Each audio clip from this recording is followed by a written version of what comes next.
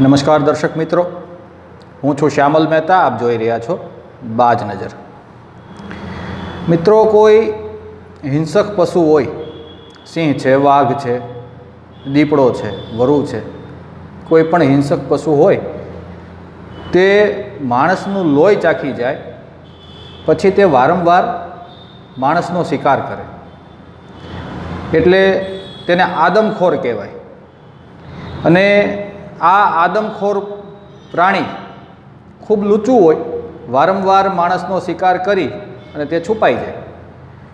જ્યાં સુધી તેને પકડીને ઠાર ન કરવામાં આવે અથવા તો પાંજરામાં ન પૂરવામાં આવે ત્યાં સુધી બહાર રહીને તે માણસનો શિકાર કર્યા કરે.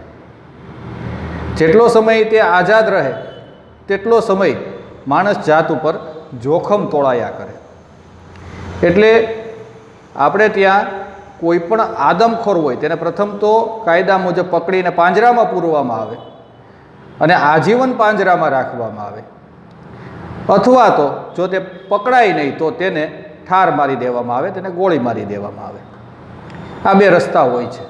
કારણ કે આ માણસનું લોહી ચાખી ગયેલું પ્રાણી એટલે કે આદમખોર થઈ ગયેલું પ્રાણી એની એક આદત બની જાય છે અને કોઈ પણ સંજોગોમાં તે આદતને તે છોડી શકતું નથી.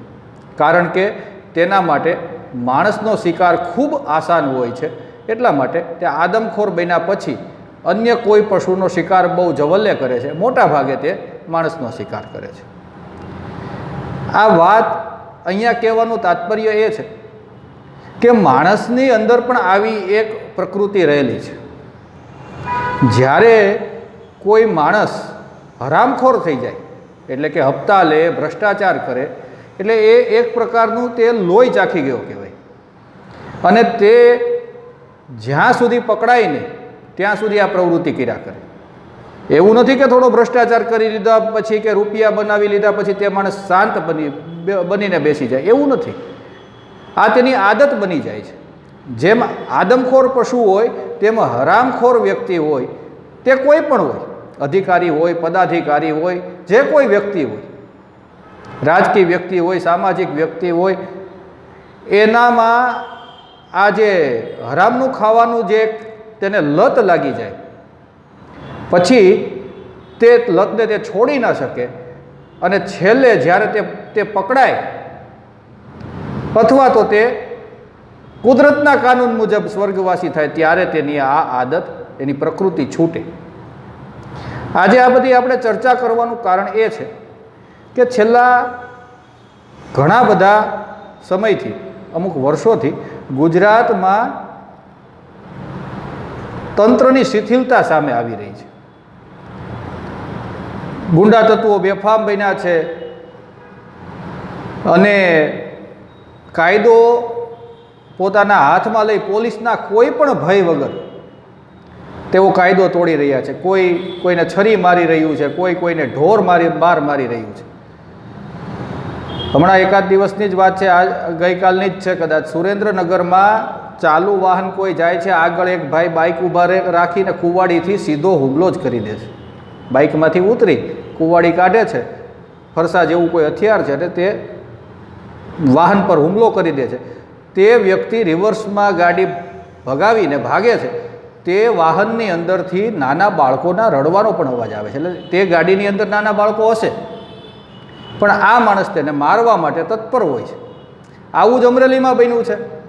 હનુમાન જયંતિના દિવસે અથવા એના આગલા પાછળના દિવસે એક 16 વર્ષના બાળકને અહીંયાના કમાણી ફોરવર્ડ હાઈસ્કૂલના ગ્રાઉન્ડમાં કોઈ નજીવી બાબતે 8 થી 10 જણાએ ઢોર બાર મારેલો છે. પોલીસ વડાના કહેવા મુજબ તે વિદ્યાર્થીઓનો ઝઘડો હતો. એટલે આવું બન્યું છે, ગુનેગારો પકડાઈ ગયા છે તેવું પોલીસ વડાનું કહેવું છે. પરંતુ લોકો કાયદો શું કામ હાથમાં લઈ ગયા છે? લોકો આટલા હિંસક કેમ બની ગયા? એનું કારણ છે કે ભ્રષ્ટાચારને કારણે સમગ્ર સિસ્ટમ શિથિલ થઈ ગઈ છે. હપ્તાખોરીના કારણે એક જે કામ કરવાનો જોમ જુસ્સો અને નૈતિક બળ હોય તે તંત્ર ગુમાવી ચૂક્યું છે. પરિણામે અસામાજિક તત્વોની હિંમત વધી છે. થોડા દિવસો પહેલાં સુરતની અંદર એક નશાખોરે એક 17 વર્ષના બાળકને 15-20 રૂપિયા દારૂની પોટલીના ન આપ્યા એટલે એને ચાકુ મારીને પતાવી દીધો. ત્યારબાદ બે ઘટના લગભગ બીજી બની છે. એક વરાછા રોડ ઉપર બની છે જેમાં અસામાજિક તત્વોએ કોઈ વેપારીને ઢોર માર માર્યો છે, અને બીજી કદાચ પાંડેસરામાં બની છે. આપણી પાસે પૂર્ણ માહિતી નથી, પણ આ બે ઘટનાઓ ત્યારબાદ બની છે. એટલે લોકો કાયદો પોતાના હાથમાં લઈ રહ્યા છે. જીસકી લાઠી ઉસકી ભેંસ જેવી સ્થિતિનું નિર્માણ થઈ રહ્યું છે, અને આનું મૂળ કારણ ભ્રષ્ટાચાર છે. ક્યાંક ને ક્યાંક પૈસાના પ્રભાવને કારણે અસામાજિક તત્વોને બળ મળી રહ્યું છે, તેઓ છૂટી રહ્યા છે, તેમની વિરુદ્ધ કોઈ કાર્યવાહી નથી થઈ રહી. આ અસામાજિક તત્વો ક્યાંક ને ક્યાંક કોઈ નેતા સાથે સંકળાયેલા હોય છે, એટલે તે નેતા તેમને બચાવી લે છે.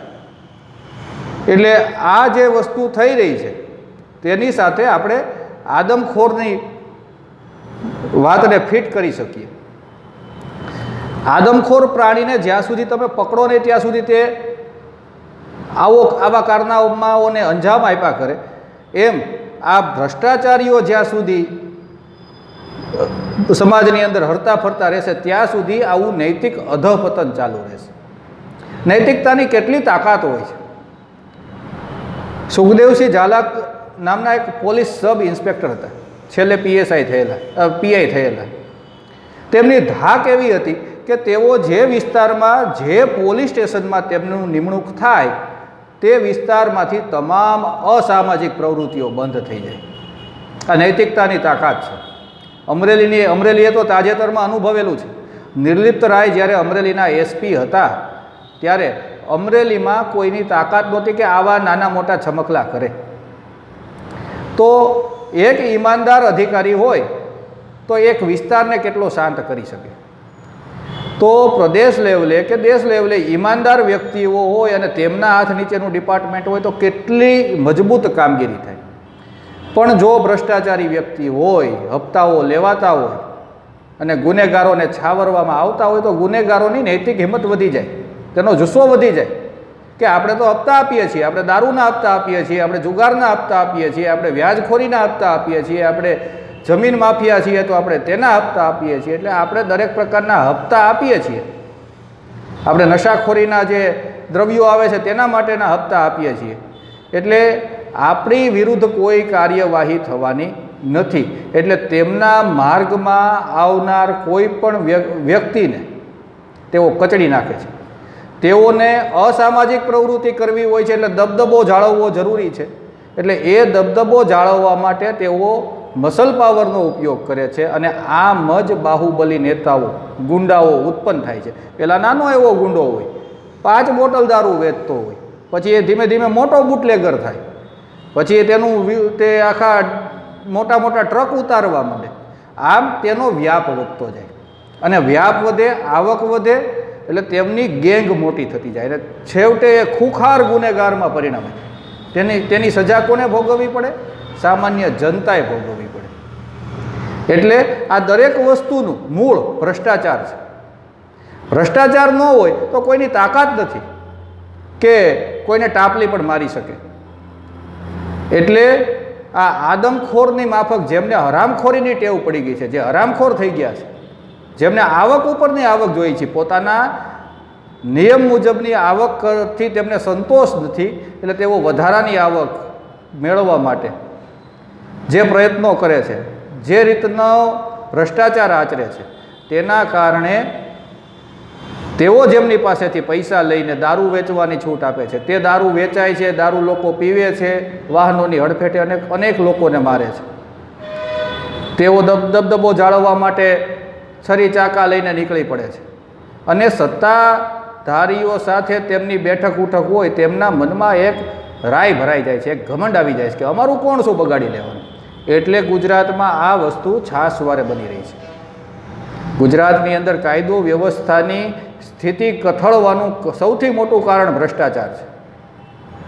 આ ભ્રષ્ટાચાર જો ના હોય, જે પોલીસ સ્ટેશનની અંદર, જે જિલ્લાની અંદર ઈમાનદાર અધિકારી હશે, જોકે હવે એ વિચારવું પડે કે ઈમાનદાર અધિકારી ક્યાં જોવા મળે, કારણ કે તેમને તો સાઇડ લાઇન કરીને હાંસિયામાં ધકેલી દેવામાં આવ્યા હોય. એવો કોઈ ઈમાનદાર અધિકારી હોય કે જેની નિમણૂક થતાં હવે બધું બંધ થઈ જાય, તે ક્યાંક સાઈડમાં કારકુન જેવું કામગીરી કરતો હોય. કારણ કે ઘણા એવા વિભાગોમાં એવી પોસ્ટો હોય છે જે એકદમ હાંસિયામાં હોય, સાઈડ લાઈન હોય, તેમને કશું કરવાનું હોતું નથી. એટલે ઘણા જાબાજ અધિકારીઓ છે, પોલીસમાં તો હોય જ, તંત્રના અનેક અન્ય વિભાગોમાં પણ હોય, પણ તે નૈતિક રીતે ઈમાનદાર વ્યક્તિઓને સાઈડલાઈન કરી અને પોતાને અનુકૂળ આવે તેવા, પોતાને કમાઉ દીકરા જેવા વ્યક્તિઓને ત્યાં બેસાડવામાં આવે છે. એટલે આ ભ્રષ્ટાચારનું જે ઉદ્ગમ સ્થાન છે તે ક્યાંક બીજે જ નીકળે છે. અને તેના પરિણામે આપણે કહીએ ને કે વાડ જ ચીબડા ગળે તો કોને કહેવા જવું, આ તેવી પરિસ્થિતિનું નિર્માણ ગુજરાતમાં છે. દરરોજ સવાર પડે રાજકોટમાં હમણાં એક બસવાળાએ કેટલાયને કચડી નાખ્યા. એક ભાઈ 35 વર્ષના કોઈ ગીડાભાઈ છે, મહાનગરપાલિકાના ક્લાર્ક છે, તેમનો દીકરો સ્કૂલે રાહ જોતો હતો, તેમને બસે કચડી નાખ્યા. એક બેન 40 વર્ષના છે, એક યુવાન માત્ર 25 વર્ષનો છે.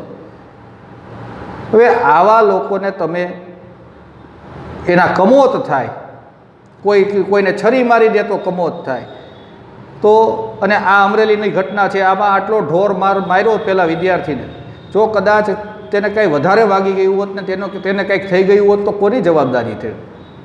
એટલે આ બધું છે તે જ્યાં સુધી ઉપર લેવલથી ભ્રષ્ટાચાર ઉપર કાબૂમાં નહીં આવે ત્યાં સુધી આ ડાળખા તોડવાથી કશું થવાનું નથી. કોઈ કડક મજબૂત મુખ્યમંત્રી દરજ્જાનો વ્યક્તિ હોય અને તેની કડકાઈ, તેની ચાબુક વીંઝાતી હોય અને કોઈ પણ ભ્રષ્ટાચાર કરે તો પહેલાં પ્રથમ તેને પૂરીને અંદર કરી દેવામાં આવે, ત્યારે જ આ આદમખોર પ્રાણીની જેમ આજે સિસ્ટમની અંદર ઘૂસી ગયેલા ભ્રષ્ટાચારી હરામખોર લોકો છે તેમને જો ભોભીતર કરવામાં આવશે તો કાયદો વ્યવસ્થા અને તંત્રની મૂળભૂત ગતિ પાછી આવી જશે, તેમાં કોઈ શંકાને સ્થાન નથી. જય હિન્દ, જય ભારત.